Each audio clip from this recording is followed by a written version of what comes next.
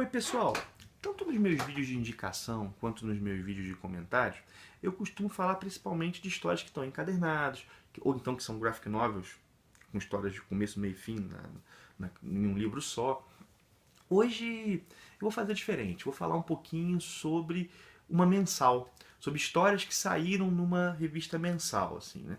Na verdade eu falo um pouco mais dos encadernados para facilitar, tanto para mim quanto às vezes para quem vai atrás. Às vezes achar as mensais não é tão fácil assim, às vezes a gente acha a última em banca, mas dá para procurar na internet. Tem vários comic shops que vendem, né, se alguém tiver interesse, Mas é o seguinte, as histórias que eu quero comentar hoje saíram nessa revista aqui, ó, Avante Vingadores. Essa revista, ela vamos colocar assim, é uma revista onde saem as histórias das equipes de Vingadores que não são as principais, sim, existem mais equipes de Vingadores, né? Na revista principal saem histórias de três equipes de Vingadores. Saem os novos Vingadores, que vai parar de sair agora em setembro, vai vir aqui para Avante Vingadores também. Sai Vingadores, com o nome Vingadores, né? E sai Uncanny Avengers, né? Que são os fabulosos Vingadores, que é uma equipe de Vingadores que mistura mutantes, inumanos e humanos, né? E aqui também saem histórias como Miss Marvel, né? Que são histórias de personagens que são Vingadores e não tem título próprio. O Homem-Formiga, por exemplo, sai aqui.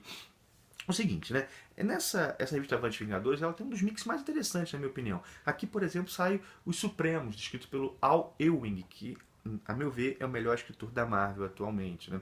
Aqui sai Esquadrão Supremo, do James Robson, sai a Miss Marvel, sai, como eu falei, o Homem-Formiga. E acontece o seguinte, né? As histórias no Brasil, elas têm mais ou menos um ano. Ela sai um ano mais ou menos depois que sai nos Estados Unidos, né? E agora está chegando a Guerra Civil 2. Acontece que as histórias de Avante Vingadores estavam adiantadas e já estavam chegando na Guerra Civil 2 e as outras revistas não. Então tiveram que parar de publicar certas histórias para não dar spoilers, algo do tipo, só que a revista tinha que continuar saindo. Então colocaram tapa-buracos. O que a gente pensa? Vai cair a qualidade da revista. Cara, muito pelo contrário. A revista ficou bem legal. Saíram 3 histórias e eu gostei muito das 3. Saiu Ultron Eternamente, saiu Hércules e saiu Votlock, né? Ultron Eternamente saiu uma edição por revista, uma edição americana por revista, né? Votlock e Hércules, 2, né? Vamos falar um pouco dessas histórias, né? O que é Ultron Eternamente? Ultron Eternamente é escrito pelo Al Ewing, ou seja, saiu uma história do Al Ewing, esse nome é difícil de pronunciar, acho que pronuncia assim, e entrou outra, né? Então é escrita por ele e desenhada pelo Alan Davis, né? Um desenhista bastante famoso, a galera conhece bastante aí, né? Ela faz referência a uma história dos Vingadores chamada Vingadores Eternamente, né? Que é uma história escrita pelo Kurt Busiek, no qual os Vingadores de vários períodos do tempo são convocados, assim, né?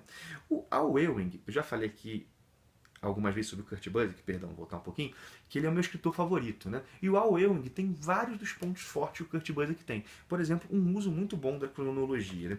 Cara, a cronologia é muito bem usada. Nessa história, a premissa é a mesma.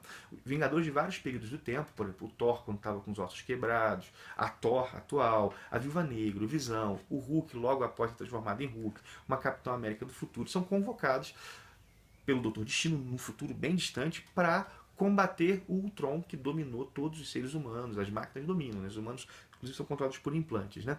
O Doutor Destino nos convoca para combater o Ultron e libertar a Terra, né? No meio da história se descobre que o Destino realmente queria libertar a Terra para que ele dominasse, né? Então os Vingadores têm que se insurgir contra o próprio Destino, né? E é muito legal porque a cronologia está aqui presente, mas isso não atrapalha a compreensão e ao contrário, né? Faz com que quem não conheça tenha vontade de ir atrás das histórias. Eu reconheço que esse é o tipo de história que me fez ter paixão pelo universo Marvel, por exemplo. Não torna hermético, mas a cronologia é importante, né? Os elementos são bem usados, assim. Eu gostei bastante de Ultron Eternamente. É simples, mas é aquele arroz com feijão bem gostoso, vamos colocar assim, né? A segunda história, a do Hércules, ela é escrita pelo Dan Abnett e desenhada pelo Luke Ross. Ela, nessa história, né, que o Hércules, né, ele é um vingador, participou dos Vingadores várias vezes, né, já tentaram emplacar algumas mensais deles, né, já foi escrito pelo Fred Valente, por exemplo, né, e nunca conseguiu se estabelecer, né. Nessa história, o Dan Abney brinca com isso, né? E pega a ideia de que o Hércules, na era mitológica, foi o maior dos heróis, e na era moderna, ele é um zero à esquerda, ninguém quer saber dele, né? E o Dan Abney fala que é porque ele é uma espécie de anacronismo ambulante, né?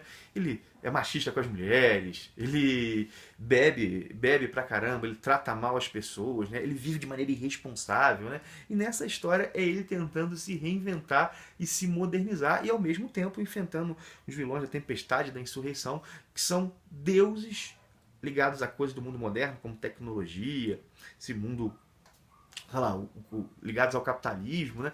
E esses deuses querem destruir os deuses mitológicos. É bem legal, né? O Weber fala sobre o desencantamento do mundo, né? O sociólogo Max Weber, que é essa ideia, né, de que os elementos míticos, místicos, sacramentais desaparecem, né? E dá para pensar esse conceito sociológico a partir dessas histórias aqui do Hércules. E outro papo, vamos deixar para lá, né? Essa coisa do Hércules tentando se reinventar e aparecem outros personagens da mitologia, aparece o Gilgamesh, né? Cara, eu gostei bastante da história, assim. Mais uma vez, uma história simples, bem feita e que tá bem legal. A última história é Votlock, né? Que ela tem o plot, vamos colocar assim, né? Um pouco impensável, a gente não imaginaria isso, né? Que é o Locke se candidatando a presidente dos Estados Unidos, né? E sendo extremamente apoiado pela população. Ele diz, bom, ele arma um esquema lá, né, para ser colocado nos holofotes, lança sua candidatura, né?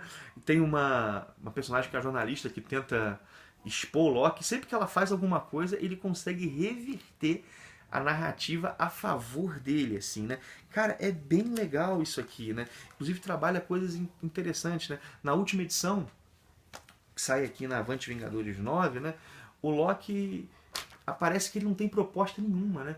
Ele não se posiciona, né? O discurso dele é vazio e ainda assim as pessoas o apoiam porque elas estão cansadas da política como ela é atualmente, assim. Cara, é uma história assim, que é entretenimento, mas que discute a política contemporânea assim, de um jeito muito interessante, né? E por que o Loki quer fazer isso, né? Afinal, o Loki, ele era um vilão e atualmente ele tem áreas de herói, ele não é contido mais como Deus da mentira, mas Deus das histórias, né?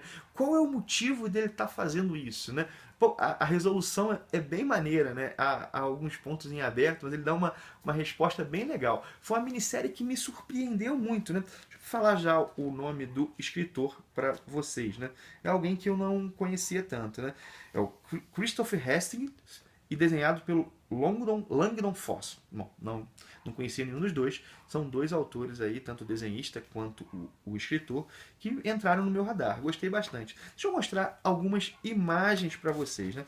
Mostrar uma imagem do Alan Davis na última edição do Ultron Eternamente. Bonito, né? Aqui os Asgardianos e os Vingadores estão partindo para cima dos robôs controlados pelo Doutor Destino, né? O traço do Votlock é assim. Aqui é o Loki chamando a jornalista lá para entrevistá-lo, né? Às vésperas das eleições, né?